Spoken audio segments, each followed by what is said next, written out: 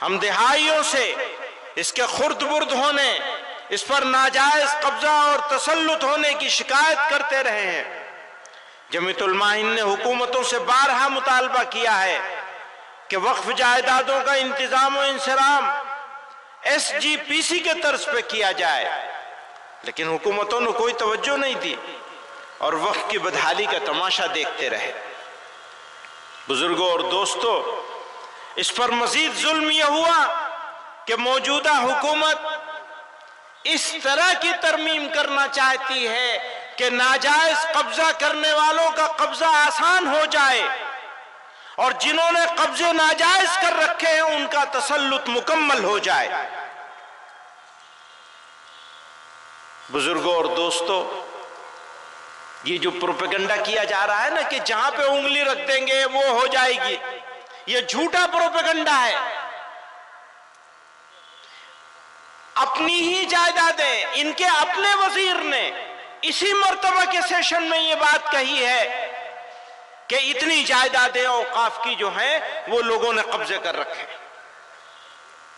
अगर हाथ रखने से वो जायदाद मिल जाती होती तो खुद औकाफ की जायदादों पर इतने सारे लोगों के कब्जे कैसे होते।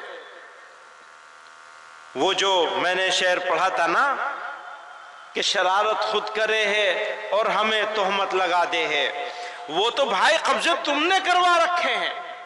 और वक्फ बोर्ड बनता कैसे? हुकूमतें बनाती हैं।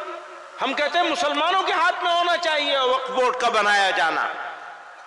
आपने जो मौजूदा कानून है उसके हिसाब से आपने उन जायदादों का इंतजाम करने के लिए जो सूबाई औकाफ बनाए हैं जितने, और सेंट्रल वक्फ काउंसिल भी, वो सब हुकूमतें बनाती, हुकूमतों के बनाए हुए औकाफ के साथ। और इतनी जायदादें आपका वजीर मान रहा है कि इतनी जायदादों पर कब्जा है। मेरे भाइयों बुजुर्गों, मुसलमान को क्या करना चाहिए?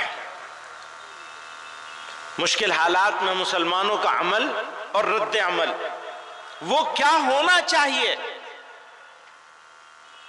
तो मैं अर्ज करना चाहता हूं, सब्र, हिकमत और दानिशमंदी का आईनेदार होना चाहिए। अगर सब्र के साथ, हिकमत के साथ और दानिशमंदी के साथ सोच समझकर फैसले नहीं किए गए तो जो हमारा मुखालिफ जो चाहता है हमारे हाथ से वो काम करवाने में कामयाब हो जाएगा।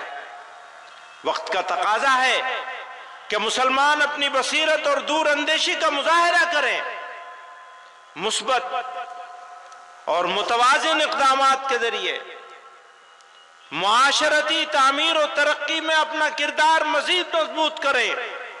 तालीम के फरोग, माशी खुदकिफालत, समाजी बहबूद पर खुसूसी तवज्जो मज़बूत करते हुए हमें अपनी कम्युनिटी को इस काबिल बनाना है कि हर चैलेंज का सामना हिकमत और इस्तिकामत से किया जा सके। सितम कितना ही रुख बदले वफा की खून न बदलेंगे, वो तरकश अपना खाली कर दे हम पहलू न बदलेंगे।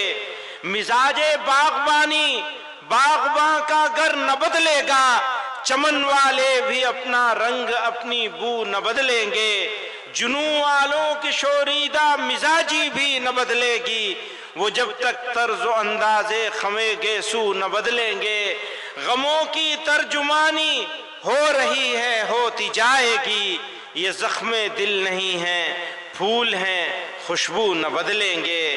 तेरा बख्शा हुआ सरमाए गम इतना प्यारा है कि जामे जम से भी हम एक बूंद आंसू, कि जामे जम से भी हम एक बूंद आंसू न बदलेंगे। मेरे दोस्तों, मिजाज दावती बनाना है। परवरदिगार आलम ने हमको इस सरजमीन पर पैदा किया और हमारे लिए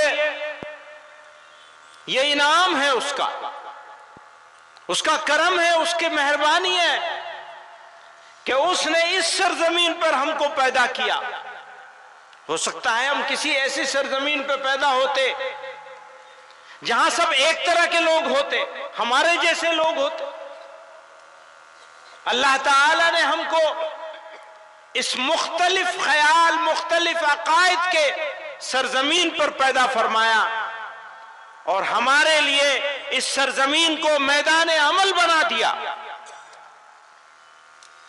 ये अफसोस और दुख की नहीं बल्कि खुशी, मुसर्रत और शुक्रगुजारी का मौका है।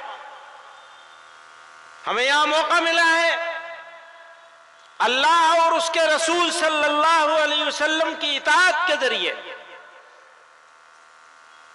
इस्लाम की हक्कानियत और इस्लाम की दावत पहुंचाने का।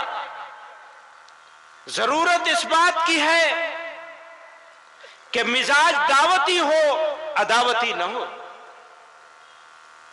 आज देखने में यह आया है कि कुछ लोग, कुछ जमातें, कुछ तंजीमें और हमारे बिरादरान वतन में भी थोड़े पॉलिटिकल फायदे के लिए लोग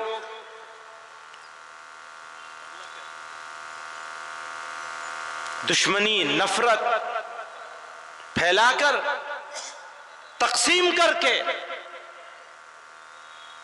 लोगों को बांट रहे हैं, बांटने का काम कर रहे हैं। मुझे बताया जाए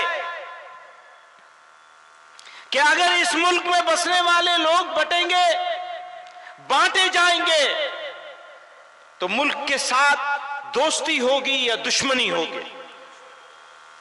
इससे बड़ी गद्दारी कुछ हो नहीं सकती कि एक तबके को अलग कर दिया जाए, अलग थलग कर दिया जाए, महरूम करने की कोशिश करी जाए, जलील और रुस्वा किया जाए। मेरे भाइयों, वक्त का तकाजा है कि मैं अपनी बात खत्म कर लूं। एक आखिरी बात कह करके अपनी बात खत्म कर लूंगा। कुरान करीम में अल्लाह ताला ने इरशाद फरमाया, फस्बिर कमा सबर उलुल अज़्म मिनर रुसुल। सूरह अहज़ाब में अल्लाह ताला इरशाद फरमाते हैं कि सब्र करो जैसा कि उलुल अज़्म रसूलों ने सब्र और इस्तकामत से काम लिया और खुदा पर भरोसा करो। इसी तरह सूरह अहज़ाब ही में, वो सूरह अहकाफ में था, ये सूरह अहज़ाब में है, वदा अदाहुम वतवक्कल अलल्लाह, और उनकी ईज़ा रसानी को नजरअंदाज करो। हाँ, तकलीफ हमको होगी, तकलीफ में हम आवाज भी उठाएंगे, लेकिन फैसला परवरदिगार के हाथ में रहेगा।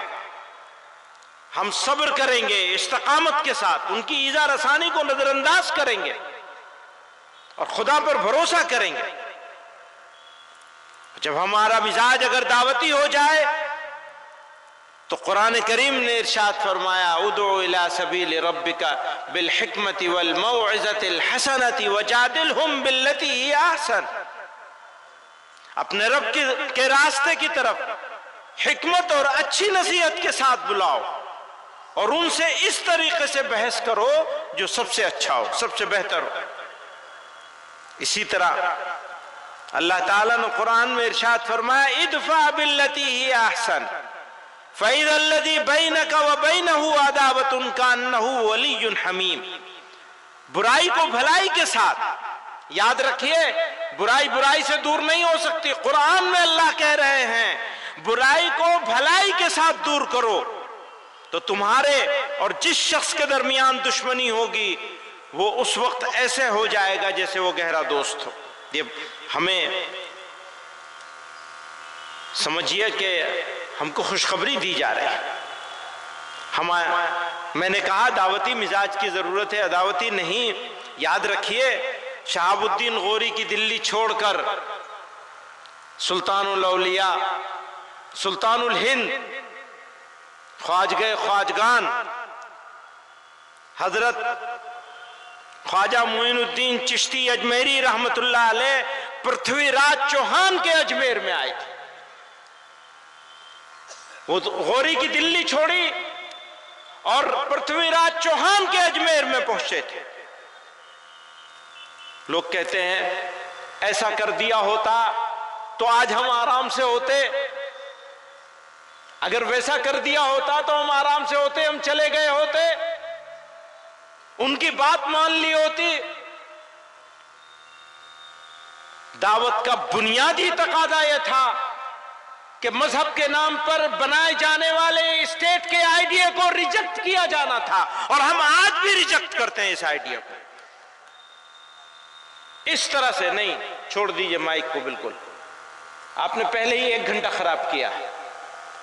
काम की बात ना हो, नारेबाजी होती रहे, पूरे कौम का मिजाज खराब कर दिया, नारेबाजी में लगा दिया, काम करने को तैयार नहीं है, अपने बच्चों की तालीम की तरफ तवज्जो नहीं है, मुआशरे में रस्म रिवाज से लड़ने को तैयार नहीं है, मन मर्जी चलेगी मुसलमानों की। मुसलमानों